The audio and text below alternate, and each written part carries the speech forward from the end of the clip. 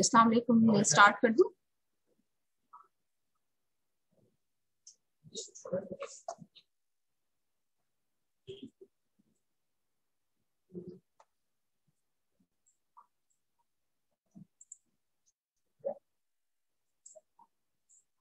Okay. Assalamu alaikum. My name is Dr. Amy and I am assistant professor in the Department of Pediatrics. And today we are going to discuss the hemolytic disease of the newborn and mainly discuss the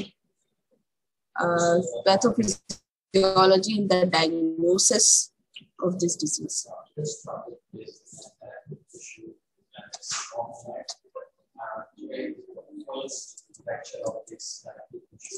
Okay. So what is hemolytic disease of newborn? Hemolytic disease of the newborn, also known as erythroblastosis fetalis.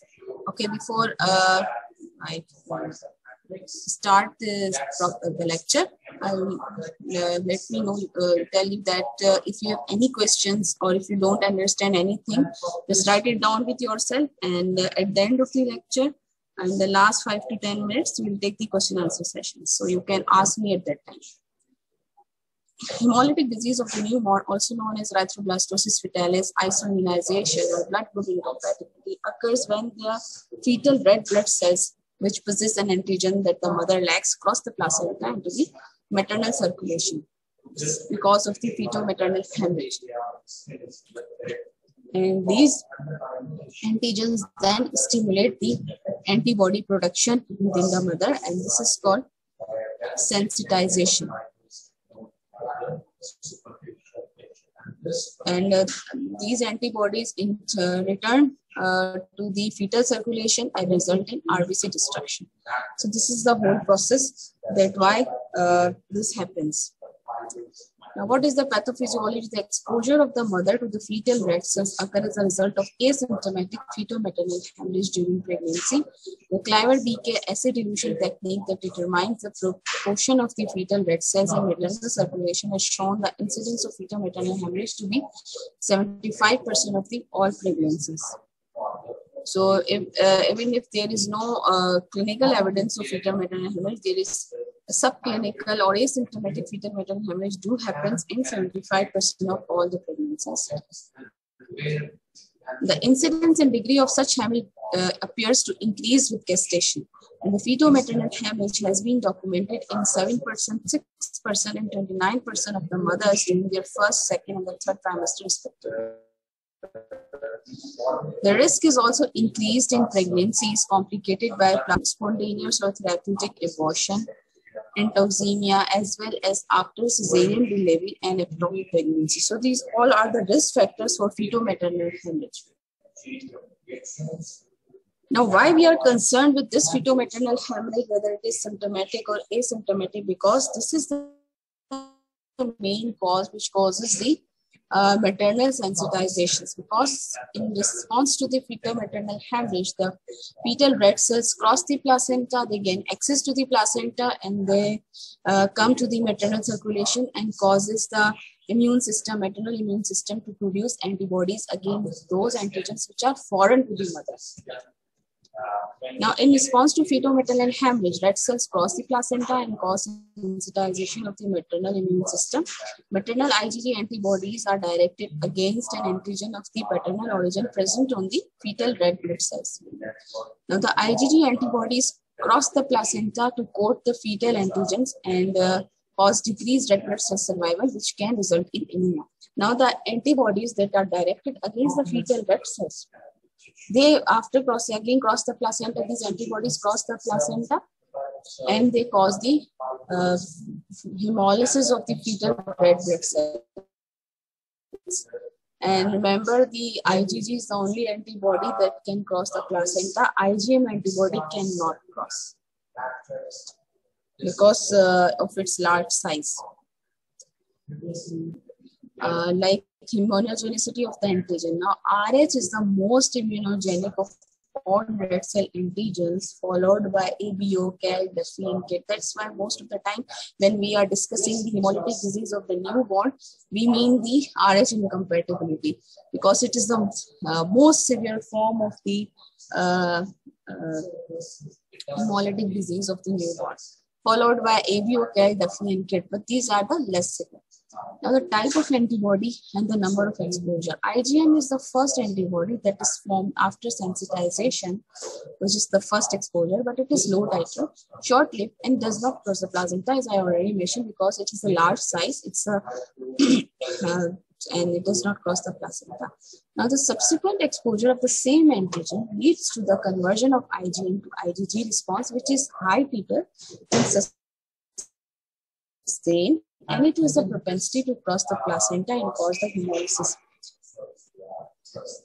The transfer of antibodies across the placenta, immunoglobulin is transported across the placenta by an energy-dependent process that uses an Fc receptor.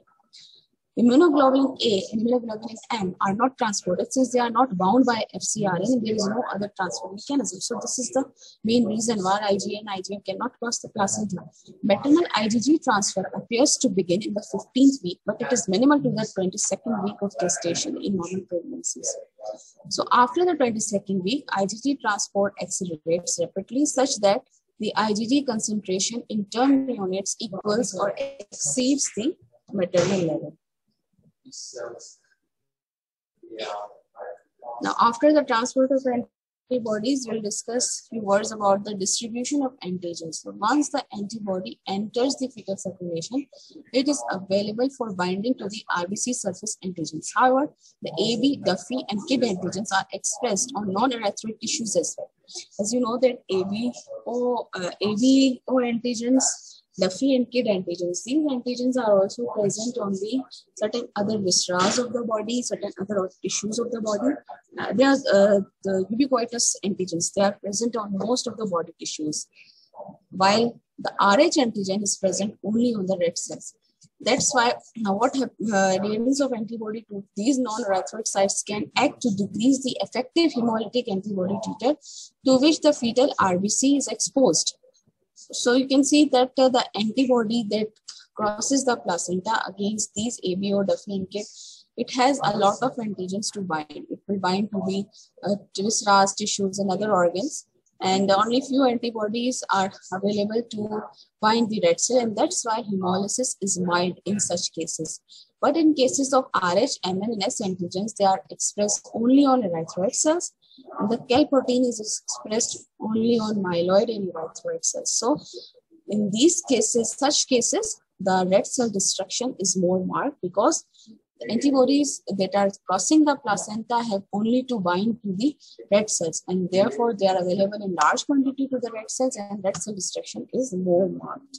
That's why Rh incompatibility is more severe as compared to ABO and other blood group incompatibilities.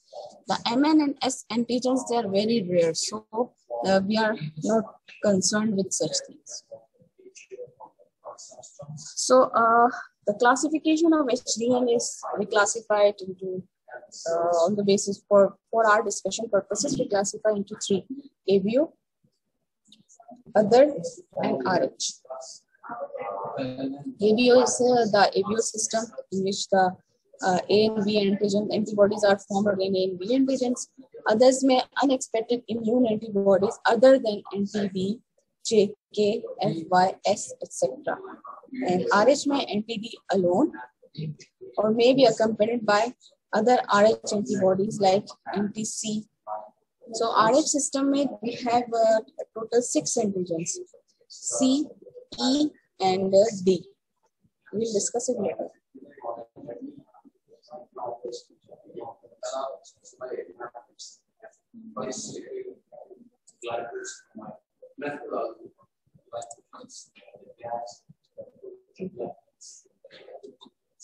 So first of all, we'll discuss the ABO hemolytic disease.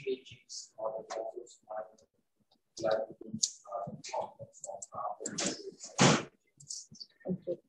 Now, the ABO hemolytic disease occurs when the mother is group O and the baby is A or B.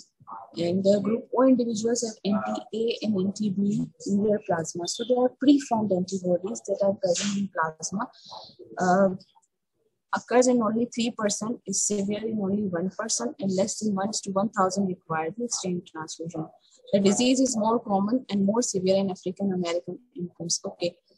Now, what happens that when the mother is blood group O, then there are the chances of ABO incompatibility. If the mother is A or B, then though there are chances of hemolysis because A positive have antibody anti-B and B positive have anti-A, so they can still cause hemolysis. But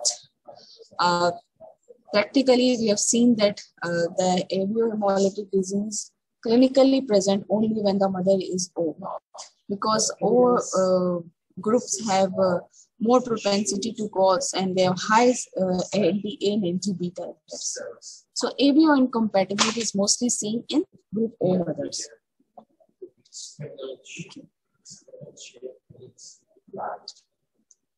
Anti-A and anti-B are predominantly IgM, and IgM does not cross the placenta.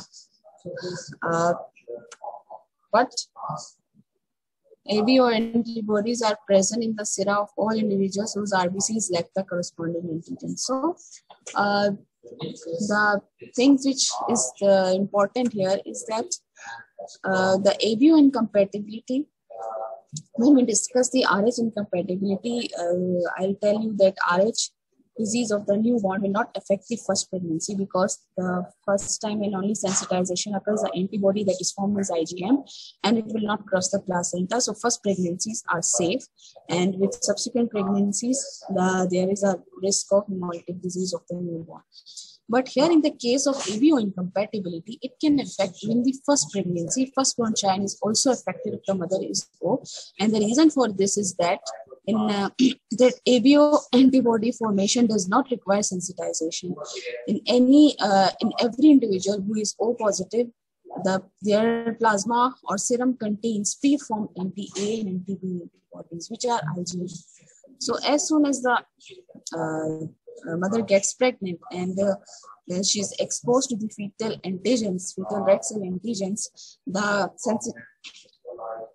the secondary response occurs and the IgM is converted to IgG. And that's why first pregnancies are also affected in cases of ABO incompatibility. Now, there are few characteristics of this ABO-HDN, that anemia is most of the time mild, and it can be seen in the first pregnancy, as I already mentioned. Two mechanism protects the fetus against anti-A and anti-B. That is the relatively weak A and B antigens on the fetal red cells, and the widespread distribution of A and B antigen in other body tissues that are diverting the antibodies away from the fetal red cells. And this thing we have already discussed, that apart from the RH, M, and MNS system, all other red cell antigens are widespread throughout the body, and that's why the antibody distributes to all of the body tissues, and the red cell destruction is mild. And that's why ABO-HDN is mild and usually does not require exchange transfusion, and the jaundice is self-limiting. The laboratory findings differ from mild HDN if their microspherocytes are characteristics of ABO-HDN, and bilirubin P is later, that is 1 to 3 days after birth. It usually does not present within 24 hours, usually present after 72 hours. Now, second is the other hemolytic disease. It's uncommon, occurs in 0.8% of the pregnant women. Immune alloantibodies usually due to anti-big E, small c, Cal, Kit, or Duffy. The anti-Cal disease ranges from mild to severe. Over half of the cases are caused by multiple blood transfusion, and is the second most common form of severe HDN.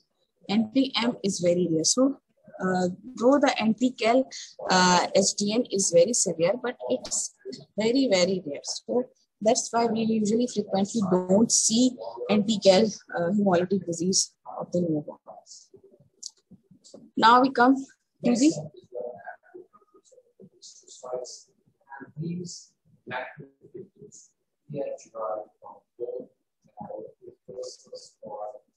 okay.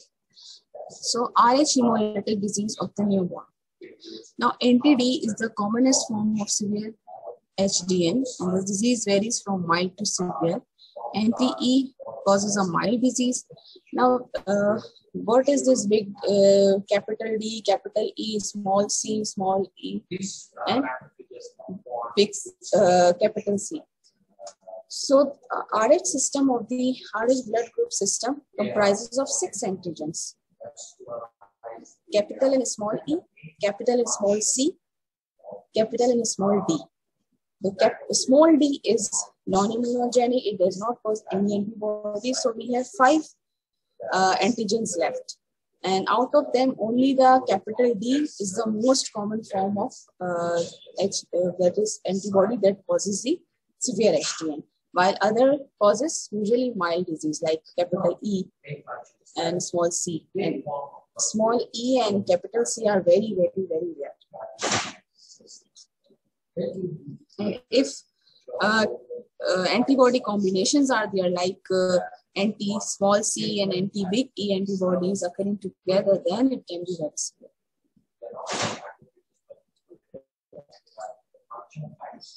Now what happens that maternal antibodies destroy the fetal red blood cells, and this will result in anemia. Anemia limits the ability of the blood to carry the oxygen to the baby's organs and tissues. Destruction of the red blood cells lead to breakdown of the heme and globin, and metabolism of the heme leads to the production of bilirubin. Bilirubin builds up in the blood, results in hyperbilirubinemia and other tissues and fluids of the body, resulting in clinical jaundice. The placenta helps get rid of some of the bilirubin, but not all. So this we are discussing the fetal circulation. Now the baby's response to the hemolysis by trying to make more red blood cells very quickly in the bone marrow and the liver and the spleen. As you know, in the fetal circulation, the liver and the spleen are also the sites of blood production. So because of this hematopoiesis, excessive hematopoiesis, organs enlarge due to extramedullary hematopoiesis resulting in hepatosplenomegaly, and the new red blood cells released prematurely from the bone marrow are unable to do the work of the mature red blood cells. And that's why, in spite of the increased red cell production, the anemia and the anemia persists. Now, what complications can happen during the pregnancy? Severe enlargement with severe anemia with enlargement of the liver and spleen. When these organs in the bone marrow cannot compensate for the fast destruction of the red blood cells, severe anemia results and other organs are also affected. And Hydrox fetalis. What is Hydrox fetalis? This occurs as the baby's organs are unable to handle the anemia. It is a condition, or you can say it is a syndrome in which because of the severe anemia, the fetal heart begins to fail and the large amounts of the fluid build up in the baby's tissues and organs, and the system as Hydrox fetalis.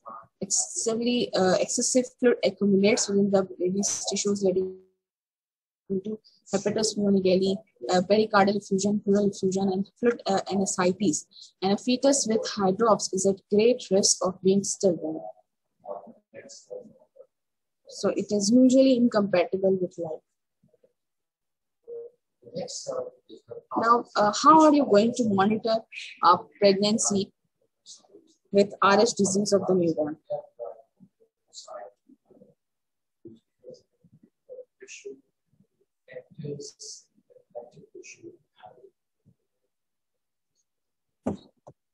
So whenever a mother comes to you at booking visit, you go for the blood typing.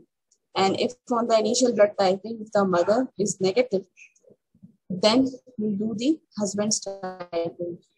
And if the husband is also negative, then there is no further testing is required, because there is no risk of getting the positive antigens, because both are negatives. So this is one scenario. If the mother is positive, then there is no need to work up further, because the risk of RH is not there. But yes, if the mother is O-positive, then she has a risk of ABO incompatibility, but usually don't consider ABO incompatibility independently because it's very mild. So if the main concern is only if the mother is negative and the father is positive. If the husband is positive, then there is a possibility of RH positive baby, and in that case, we do the RH antibody titers. And the fetal genotype can now be determined by PCR or the polymerase chain reaction and trace amounts of free fetal DNA in the mother's circulation, which can be taken through amniocentesis or chorionic villus sampling. This is currently highly sensitive for RHD, big C, big E, small e, and CAP. So how can you identify the mothers at high risk of RH disease? That you can do either the RH antibody titers, and we'll discuss later on that how these titers can be followed, or we can do the fetal genotype, and we can check the fetal blood group, and which can also tell us that whether this pregnancy is high risk or not. If the baby is also negative, then there is no chance of sensitization, no chance of HDN. But if the fetus is positive, then we have to monitor the pregnancy, and it should be considered as a high risk pregnancy.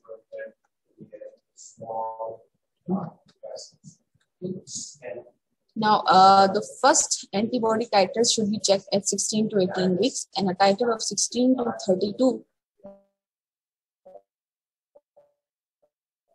is significant. It will be repeated at 18 to 20 weeks of gestation.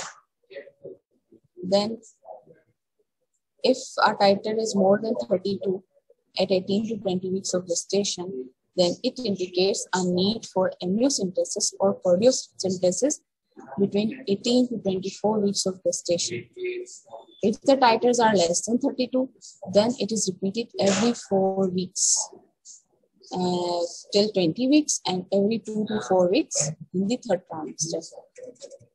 I will now briefly summarize this, that we check the antibody titers. The first titer should be done at 16 weeks of gestation.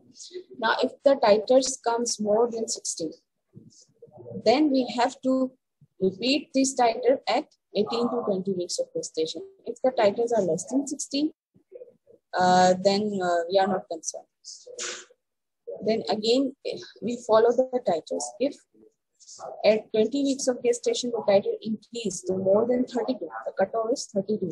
If they are more than 32, then we have to go for the amniocentesis and choriosynthesis to check the bilirubin levels. We will then go for the serum bilirubin levels of the fetus.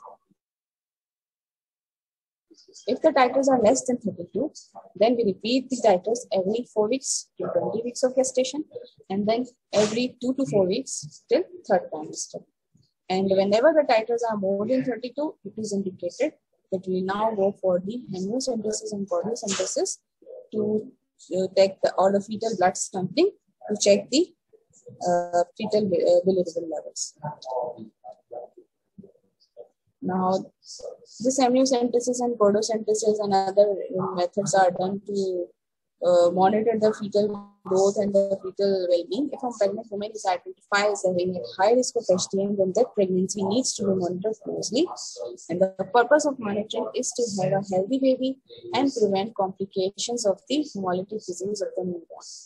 The fetus should be monitored using following means: fetal ultrasound and Doppler for middle cerebral artery velocity, optical density of the amniotic fluid via amniocentesis. So these are the 2-3 methods which are used to monitor the fetal well-being.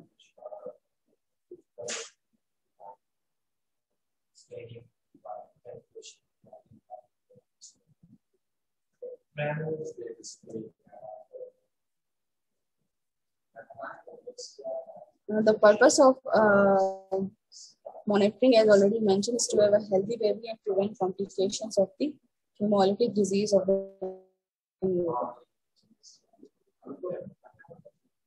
The ultrasound of the fetus. An ultrasound fetal biophysical profile is specific for severe HDN, in that the picture of edematous fetal skin, ascites, pleural effusion, and fetus belly in the context of maternal antibody is unambiguously a picture of Hydrox due to uncompensated severe anemia.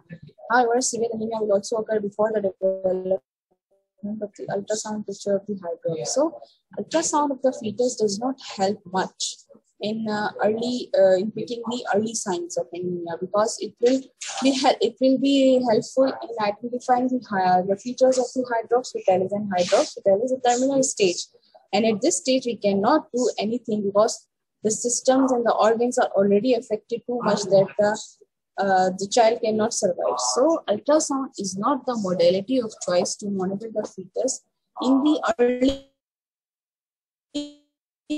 months of pregnancy, but yes, in fetal monitoring.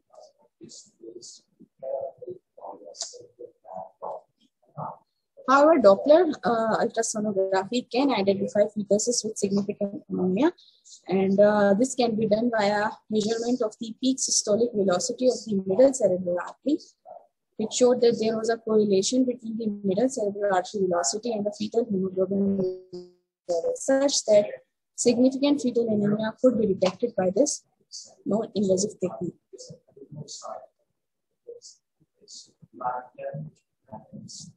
Whenever there is anemia, the middle cerebral artery flow is increased.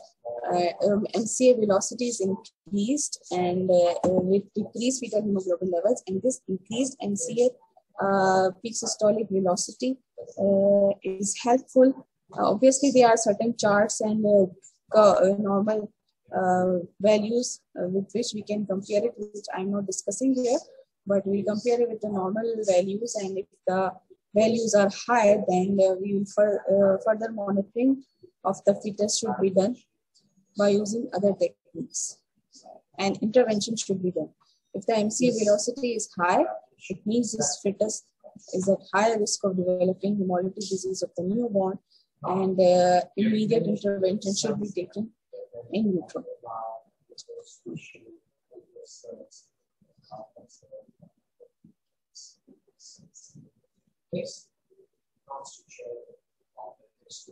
Now, what is amniocentesis?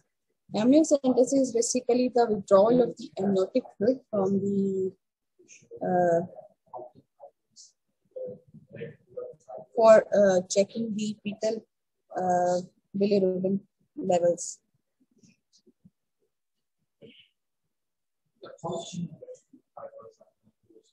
And what we do via amniocentesis? The amniotic fluid, as you all know, that amniotic fluid is a fluid that surrounds the fetus, and it contains many fetal secretions. And amniocentesis is a procedure in which we take out the amniotic fluid from the fetus. And obviously, there is a proper technique which is utilized, and also there is a certain time limit in which the amniocentesis can be performed.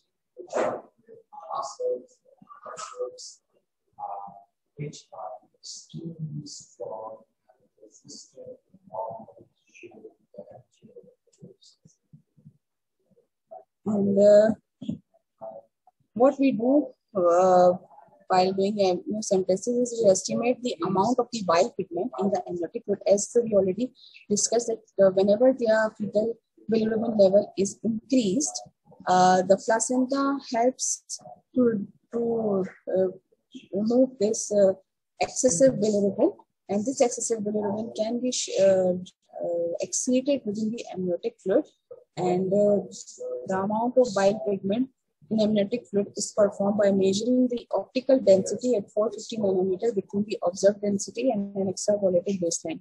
So basically, we take out the amniotic fluid and we measure the optical density and compare it with the normal charts and plot it on the specialized curves, which is though very beyond our discussion, but I'll tell you briefly that how we do it.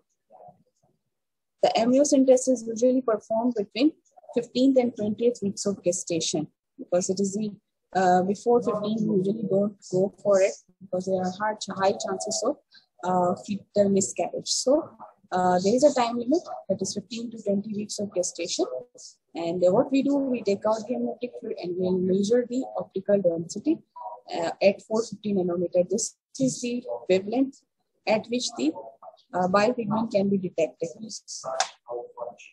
And amount falls with pregnancy, so the age of the fetus must be considered. Now, this optical density is plotted on the release graph according to the gestational age. And on the release graph, there are 3 zones. I can show you this little graph. Okay. So after measuring the optical density, we plot it on this release graph. You can see on the x-axis there is gestational age in weeks, and on the y-axis there is change in the optical density. So, and these are the 3 zones. This is the red zone. If your optical density falls in this red zone, then this is a high risk. This is the intermediate risk, and this is the low risk.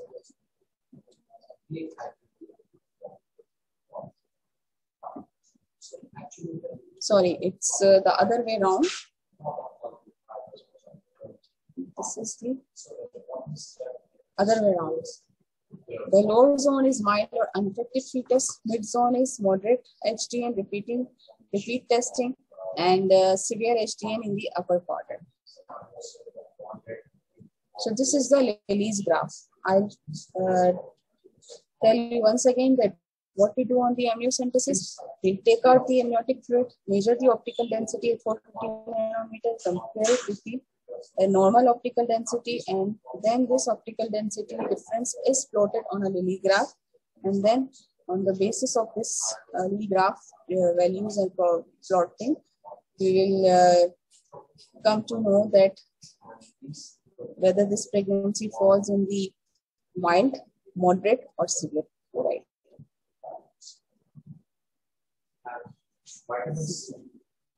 Now the other means is the chordocentesis. Chordocentesis is also termed as the umbilical cord blood sampling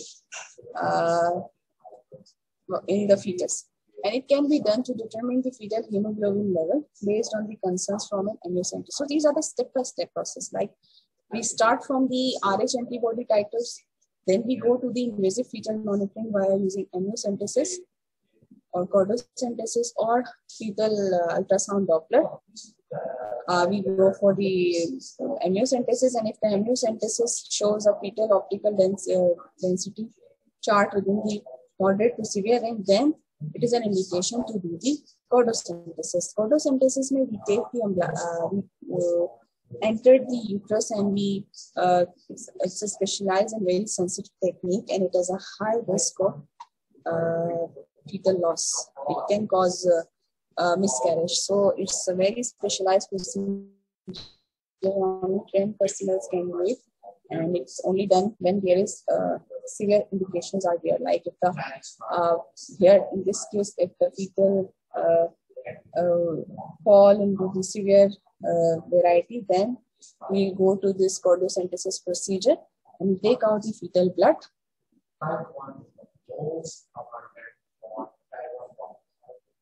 And check the fetal hemoglobin level.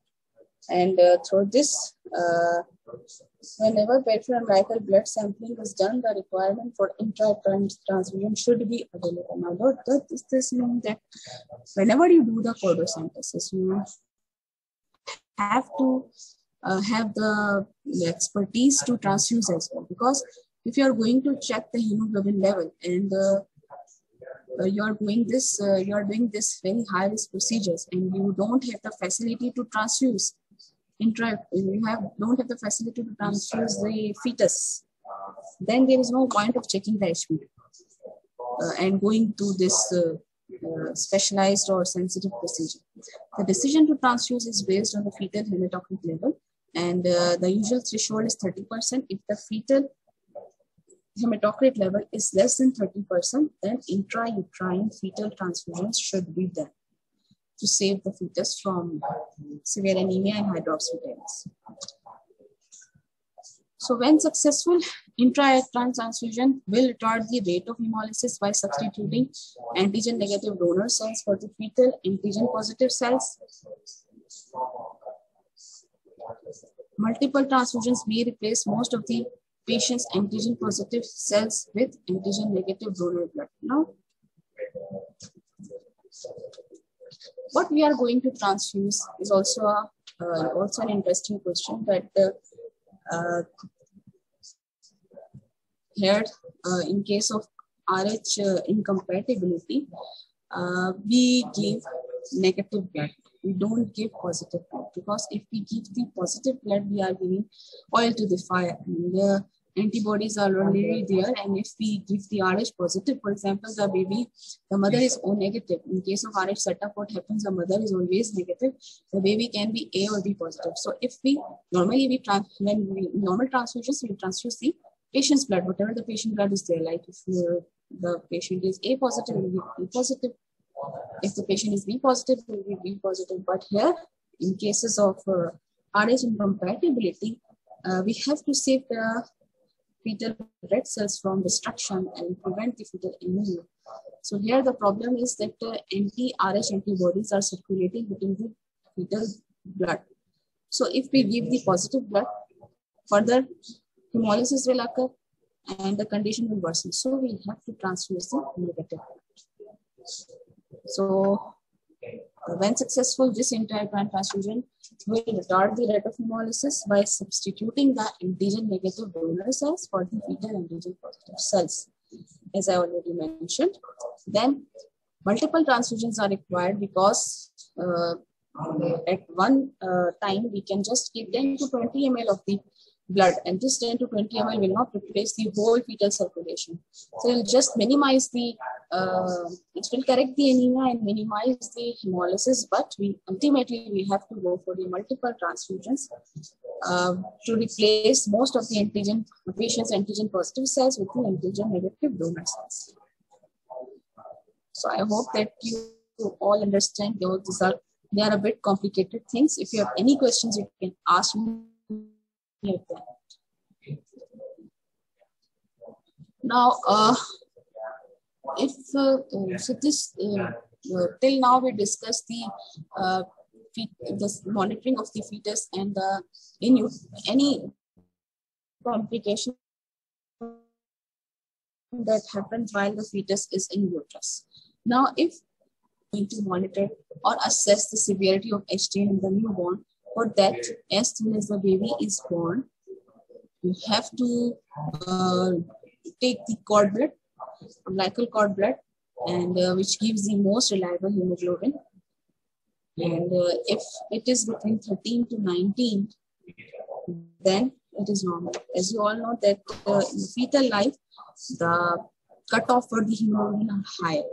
The normal hemoglobin should be around 18 to 22. And the cord blood is immediately sent to the blood group, direct Coombs test, bilirubin levels, and the hemoglobin. We have to check all these things immediately if the mother is O negative and she has come to us at the time of delivery. And we have no record available in the past. And in that case, we take the cord blood and we immediately send for the hemoglobin levels, for the blood grouping.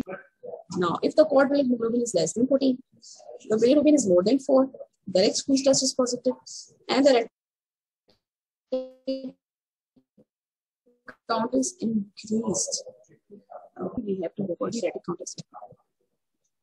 If the blood group is positive and all these parameters are there, then these are the indicators of hemolysis.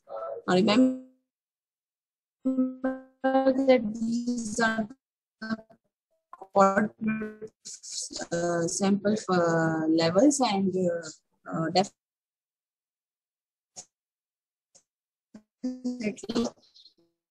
they are the example B in the NICU, and there is no record available and the baby is born at home. Then in that case, what are the indicators which will be looked in the postnatal period? It is jaundice appearing in the first 24 hours of life. The baby is anemic. He has hepatosplenomegaly with poor activity. So the RH incompatibility usually present in the first year of life. Now in that case, we will go for the CBC with peripheral smear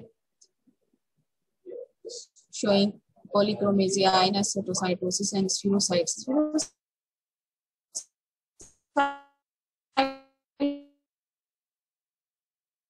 platelets are basically indicator of hemolysis, and they can occur in any kind of hemolysis, but somehow we usually don't see spherocytes in the RH setup, and spherocytes are usually seen in heavier therapies. Certain reason for that, but and you can get spherocytes in the RH setup as well as other causes of hemolysis as well, but somehow practically or clinically we have seen spherocytes only mostly in heavy incompatibility. RH may usually make spherocytes in. Then retic count, as the bone marrow is hyperactive, the reticulocyte count is usually increased from 6 to 40%.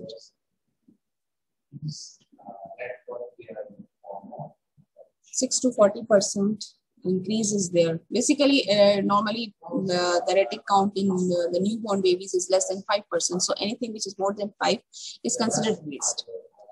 The X-Crooms test is really positive, and the serum bilirubin is increased, mainly the indirect components.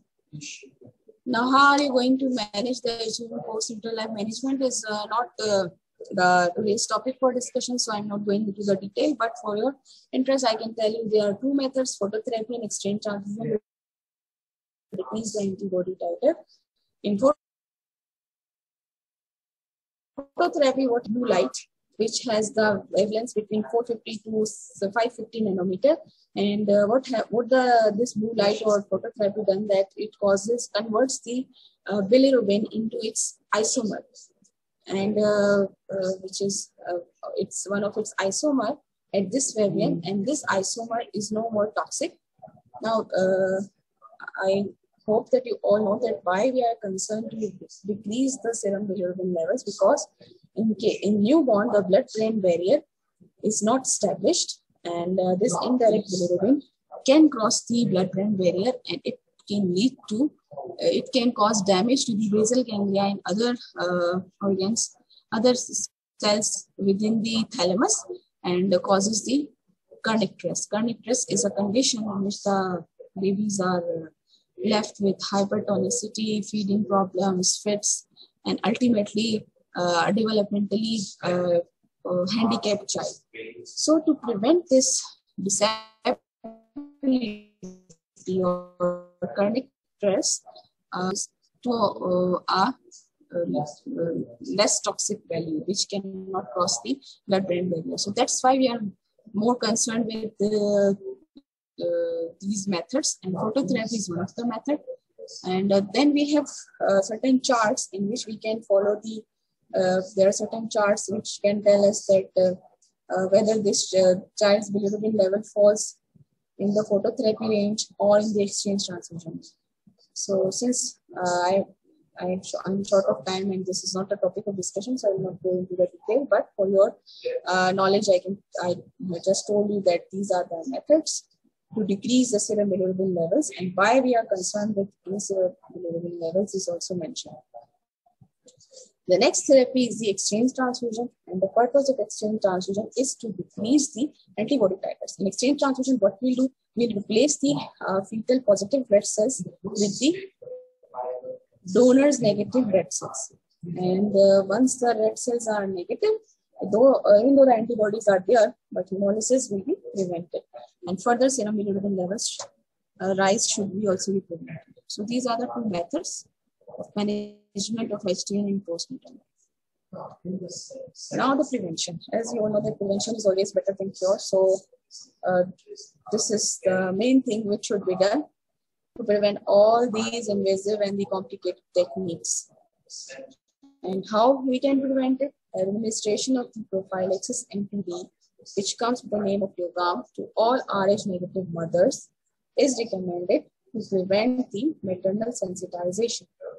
And the recommended NTD IgG dose is that there is a 2-dose regime in which a minimum of 500 international units is given at 28 and 34 weeks. Then there is a second regime as well, which is a single dose regime in which 1500 international units are given at 28 and 30 weeks of gestation. So both of these regimes can be used. Now, if the baby is Rh positive, a minimum of 500 international units NTD should be administered to non-sensitized Rh negative women within 72 hours of the birth. So this is the same thing, which is again mentioned in the board that this is very, very, very important.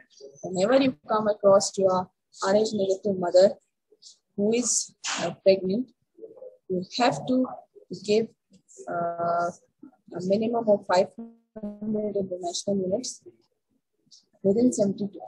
If you have not given at 28 and 34 weeks of gestation, then at least we can give it to the within 72 hours of the birth.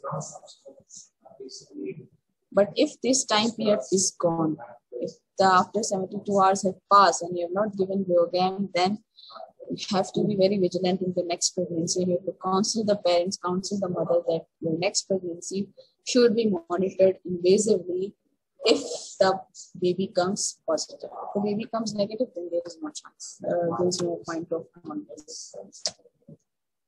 So in the summary, RH is more severe than ABO. Father's blood type and RH status is also important.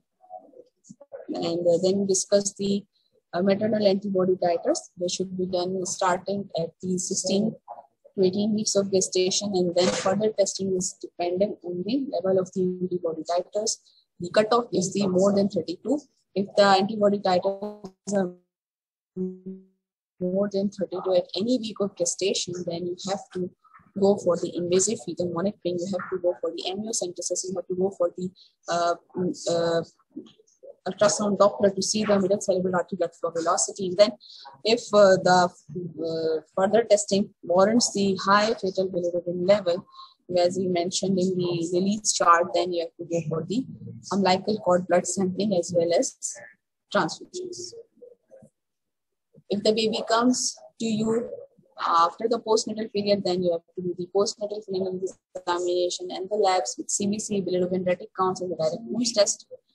Phototherapy and exchange transfusion for postnatal hyperbilirubinemia.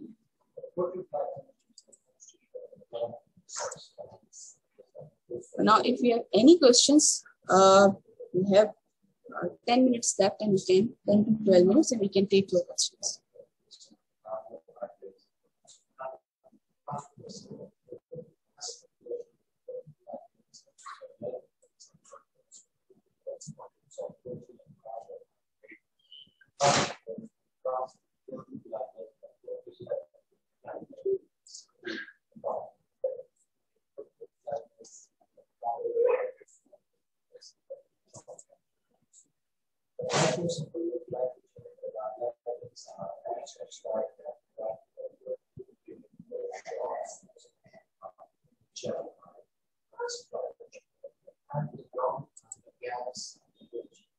Okay, I'm waiting for your questions. We have 10 minutes for questions and answers.